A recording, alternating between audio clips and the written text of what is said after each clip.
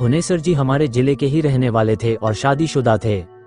उनके परिवार में उनके 2 छोटे भाई, माता पिता, पत्नी तथा 2 प्यारे बच्चे थे। हुनेसर जी कोलकाता में किसी सेठ के यहाँ ट्रक की ड्राइवरी करते थे। उन्हें ट्रक पर माल लादकर दूर दूर के शहरों में जाना पड़ता था। वे बहुत ही मेहनती थे और अपना काम पूरी जिम्मेदारी व ईमानदारी से करते थे। उनके कार्यों से उनका सेठ भी बहुत ही खुश था और हर महीने उन्हें अपने साथ लेकर डाकघर जाता था और 1200 उनके घर मनी ऑर्डर जरूर कराता था। हुनेसर जी की जीवन गाड़ी बहुत ही मजे में चल रही थी। कभी कभी जब उनको माल लेकर लखनऊ, बनारस आदि आना पड़ता तो वे थोड़ा समय निकालकर घर पर भी आ जाते और घर वालों का हाल चाल लेने के बाद वापस चले जाते। एक बार की बात है कि हुनेसर जी रात को करीब 10 बजे ट्रक लेकर निकले। उन्हें दिल्ली की ओर जाना था। उनके साथ सामू नाम का एक खलासी भी था। हुनेसर जी खलासी को अपने बेटे जैसा मानते थे और उसे ट्रक चलाना भी सिखाते थे। अब सामू ट्रक चलाने में निपुण भी हो गया था। उस रात सामू ने जिद करके कहा कि आप आराम से सो जाइए तो ट्रक चलाकर मैं ले चलता हूँ। हुनेसर जी ना कहकर ट्रक खुद चलाते हुए निकल पड़े और सामू उनके बगल में बैठा रहा। रात के करीब 1 बजे होंगे और ट्रक एक चौड़ी सड़क पर तेज गति से दौड़ा चला जा रहा था। अचानक हुनेसर जी को पता नहीं क्या हुआ कि वे सड़क किनारे ट्रक रोककर बीड़ी सुलगाकर पीने लगे। बीड़ी पीने के बाद वे सामू से बोले कि मुझे बहुत नींद आ रही है, अस्तु मैं सोने जा रहा हूँ। तुम एक काम करो, मजे में धीरे धीरे ट्रक चलाकर ले चलो। सामू तो ट्रक चलाना ही चाहता था। उसने हामी भरकर ट्रक की स्टीयरिंग पकड़ ली और धीमी गति से ट्रक को दौड़ाने लगा। लगभग आधे 1 घंटे के बाद जब सामू को लगा कि अब हुनेसर जी गहरी नींद में सो रहे हैं तो उसको मस्ती सूझी। उसने ट्रक की स्पीड बहुत ही तेज कर दी और गुनगुनाते हुए ड्राइविंग करने लगा। अचानक उसे पीछे से एक और ट्रक आती दिखाई पड़ी, शायद जिसकी स्पीड और भी तेज थी। उसने सोचा कि शायद पीछे से आ रही ट्रक उससे आगे निकलना चाहती है। सामू का भी खून अभी तो एकदम नया था, वह भला ऐसा क्यों होने दे। उसने भी ट्रक का एक्सीलेटर चापते हुए ट्रक को और भी तेज दौड़ाने लगा। अरे यह क्या, उसने ट्रक की स्पीड इतनी बढ़ा दी कि ट्रक अब उसके काबू से बाहर हो गई। वह कुछ सोच पाता इससे पहले ही ट्रक सड़क छोड़कर उतर गई और एक पेड़ से टकराकर पूरी तरह से नष्ट हो गई। इस दुर्घटना में हुनेसर जी तो प्रभु को प्यारे हो गए, पर सामू बच गया। उसे कुछ ट्रक चालकों ने पास के अस्पताल में भर्ती कराकर उसके सेठ को सूचना भिजवा दी थी। सामू 4-5 दिन अस्पताल में पड़ा रहा। उसे अपनी गलती पर बहुत ही पछतावा हो रहा था। उसकी एक गलती से उसके पिता समान हुनेसर जी को अपनी जान गंवानी पड़ी थी।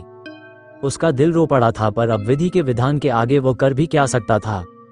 उसने तय कर लिया कि अब वो जो भी कमाएगा उसका आधा हुनेसर जी की परिवार को दिया करेगा। अस्पताल से छुट्टी मिलने के बाद वह वापस कोलकाता आ गया। अपने सेठ से मिलकर उसने सारी बात बताई और अपनी गलती पर फूट फूट कर रोने लगा।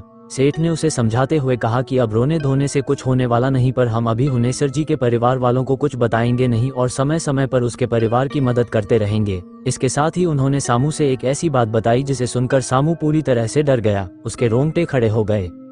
दरअसल सेठ ने सामू को बताया कि हुनेसर जी बराबर बताया करते थे कि मालिक जब भी यहाँ से माल लेकर दिल्ली के लिए निकलता हूँ तो रात को करीब 1-2 बजे एक सुनसान जगह पर ऐसा लगता है कि कोई ट्रक तेजी से पीछे से आ रहा है और हमें ओवरटेक करने की कोशिश कर रहा है। पीछे देखने पर वह ट्रक दिखाई नहीं देता, पर ट्रक के मिरर में वह साफ साफ ओवरटेक करते हुए दिखता है। कई बार तो मैंने अपने ट्रक को किनारे लगाकर उतर कर देखा तो पीछे कोई ट्रक ही नहीं दिखा। तेजी से आता वह ट्रक केवल रात को ही, और वह भी मिरर में ही दिखता है। मालिक, इस ट्रक के चक्कर में कई ट्रक वालों का एक्सीडेंट हो गया है। समझ में नहीं आता कि ऐसा क्यों होता है। आगे उस सेठ ने कहा कि मैं हुनेसर जी की बातों को सुन तो लेता था, पर उस पर ध्यान नहीं देता था, क्योंकि ऐसे कैसे हो सकता है कि कोई ट्रक होकर भी ना हो। और वैसे भी मैं भूत प्रेत में विश्वास नहीं करता, पर तुम्हारी बातें सुनने के बाद पता नहीं क्यों अब मुझे हुनेसर जी की बातों पर विश्वास होने लगा है। सेठ जी के इतना कहते ही सामू को काट मार गया। वह चाहकर भी चीख नहीं सका। तो क्या पीछे से आ रहा ट्रक कोई भूत प्रेत था, या कोई भूत ट्रक बनकर ट्रक वालों को चकमा देकर दुर्घटना करा देता था? खैर, समय सबके घाव भर देता है। सेठ भी अपने काम में लग गए और सामू भी।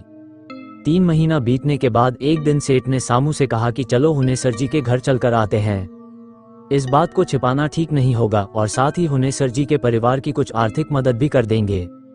हुनेसर जी थे तो हर महीने उनके परिवार को मनी ऑर्डर चला जाता था, पर पिछले 3 महीने से मनी ऑर्डर भी नहीं गया और ना ही कोई पत्र आदि। उनके घर के लोग कहीं परेशान न हो। सेठ की बात सुनकर सामू ने कहा कि सेठ जी, अगले महीने मेरी शादी है।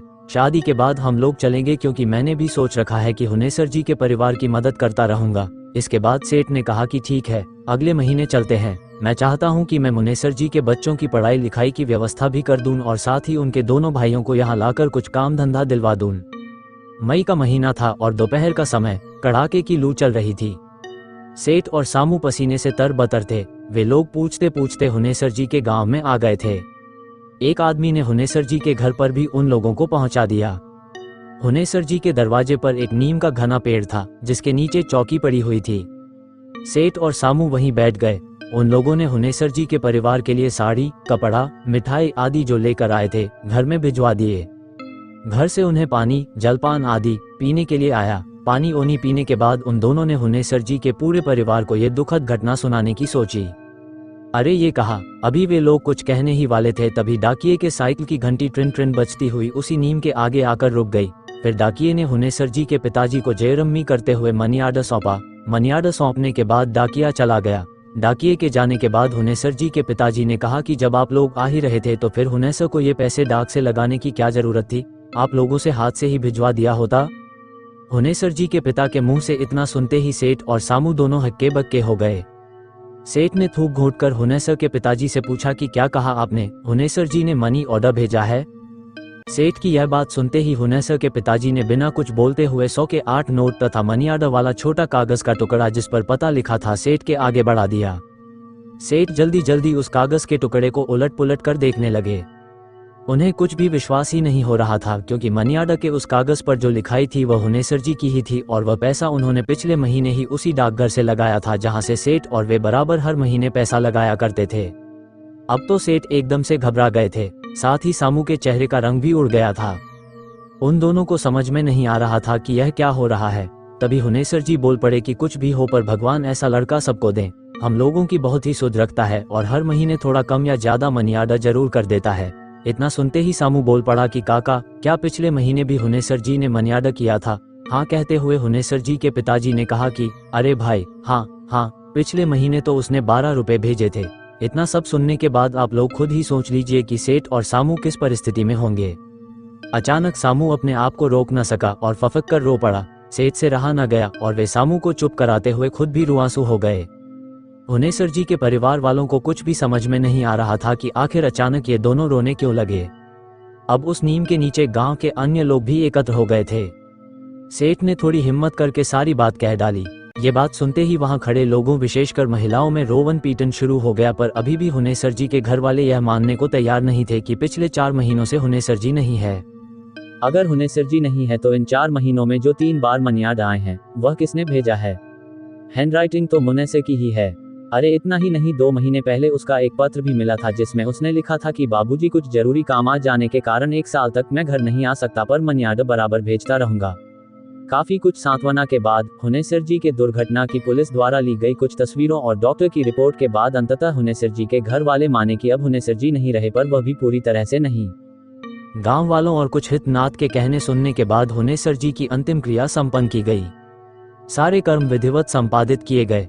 इसके बाद हुनेसर जी के दोनों भाई सेठ के पास कोलकाता चले गए। सेठ ने उन्हें एक कारखाने में अच्छे वेतन पर नौकरी दिलवा दी। इसके साथ ही सेठ हर महीने हुनेसर जी के परिवार के लिए कुछ पैसे मनी ऑर्डर करता रहा। खैर जो भी, पर अभी भी सामू को यकीन नहीं कि उसका पीछा करने वाला ट्रक कोई भूत चला रहा था और मरने के बाद भी हुनेसर जी अपने परिवार को मनी ऑर्डर करते रहे। खैर अब हुनेसर जी के परिवार को पूरी तरह यकीन हो गया है कि अब हुनेसर जी इस दुनिया में नहीं है, क्योंकि अब उनका पत्र, मनी ऑर्डर आदि भी नहीं आता और इस घटना को भी तो काफी समय हो गए।